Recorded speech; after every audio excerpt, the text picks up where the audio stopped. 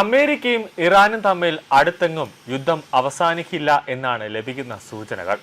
ലോകരാജ്യങ്ങളുടെ നട്ടലായ Hormuz കടലിടുക്കിൽ നിശബ്ദമായി തന്നെ ഒരു ആക്രമണം നടക്കുകയാണ്.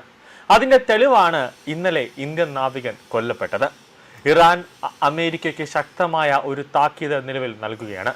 അതായത് ഇറാന്റെ കപ്പലുകൾ അമേരിക്ക തകർത്താൽ അമേരിക്കൻ താവളങ്ങൾ ചാരമാക്കുമെന്നും യുദ്ധക്കപ്പലുകൾ തകർത്ത് തരിപ്പണമാക്കുമെന്നും കൂടാതെ മിസൈൽ ആക്രമണമാകും ഇനി സംസാരിക്കുക എന്നാണ് ഇറാൻ അമേരിക്കയ്ക്ക് ഒരു ശക്തമായ രീതിയിൽ ഒരു സന്ദേശം നൽകുന്നത്.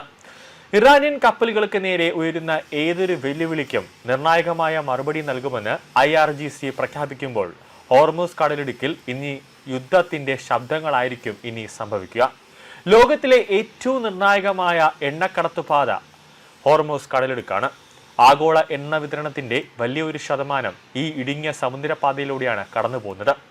അതുകൊണ്ട് തന്നെ ഇവിടെ ഉണ്ടാകുന്ന ചെറിയ സൈനിക സംഘർഷം പോലും ആഗോള എണ്ണവില കുത്തനെ ഉയരാനും അന്താരാഷ്ട്ര വ്യാപാര ശൃംഖല തകരാനും ഇടയാകും. ഇറാൻ ഈ കടലിടുക്കിനെ തങ്ങളുടെ ദേശീയ സുരക്ഷയുടെ ഭാഗമായാണ് കാണുന്നത്. മറുവശത്ത് അമേരിക്കയും പാശ്ചാത്യ ശക്തികളും അന്താരാഷ്ട്ര ജലപാത എന്ന നിലയിൽ ഇവിടെ സ്വതന്ത്ര സഞ്ചാരാവകാശം ഉറപ്പാക്കണമെന്ന് വാദിക്കുന്നുണ്ട്. ഈ രണ്ട് നിലപാടുകളാണ് ഇപ്പോഴത്തെ പ്രതിസന്ധിയുടെ പ്രധാന കാരണം.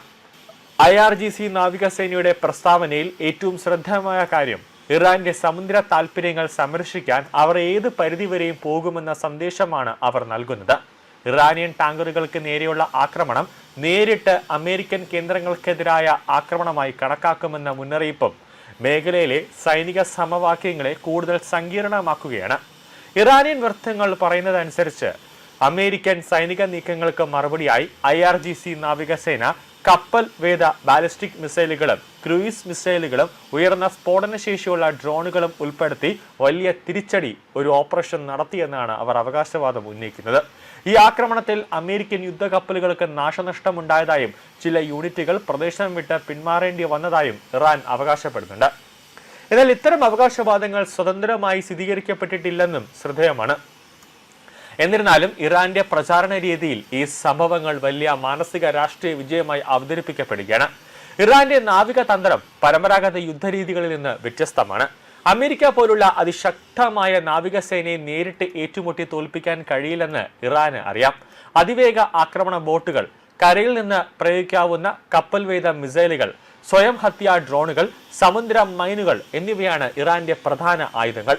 ചെറുതായെങ്കിലും വ്യാപകമായ ഒരു ആക്രമണങ്ങളിലൂടെ വലിയ നാവികസേനകളെ ആശയക്കുഴപ്പത്തിലാക്കുക എന്നതാണ് അവരുടെ പ്രധാന ലക്ഷ്യം. ഇത് തന്നെയാണ് അമേരിക്കൻ സൈനിക കമാൻഡർമാരെ പോലും ജാഗ്രതയിൽ നിർത്തുന്നത്. IRGC നാവികസേനയുടെ മറ്റൊരു പ്രധാന അവകാശവാദം ഹോർമുസ് കടലിടുക്കിലെ സുരക്ഷിത ഗതാഗത ഇടനാഴികൾ നിയന്ത്രിക്കുന്നത് ഇറാനാണ് എന്നാണ്. ഈ വാദം അന്താരാഷ്ട്ര തലത്തിൽ വലിയ വിവാദങ്ങൾക്ക് ഇടയാകുന്നുണ്ട്.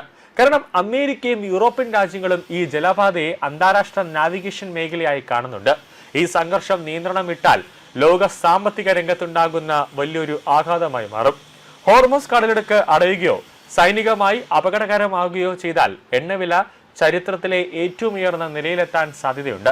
ഇന്ത്യ, ചൈന, ജപ്പാൻ, ദക്ഷിണ കൊറിയ പോലുള്ള രാജ്യങ്ങൾ വലിയ തോതിൽ ഗൾഫ് എണ്ണയിൽ ആശ്രയിക്കുന്നതിനാൽ ഇവയുടെ സമ്പദ് വ്യവസ്ഥകൾക്ക് അതിന്റെ തിരിച്ചടി അനുഭവിക്കേണ്ടി വരും.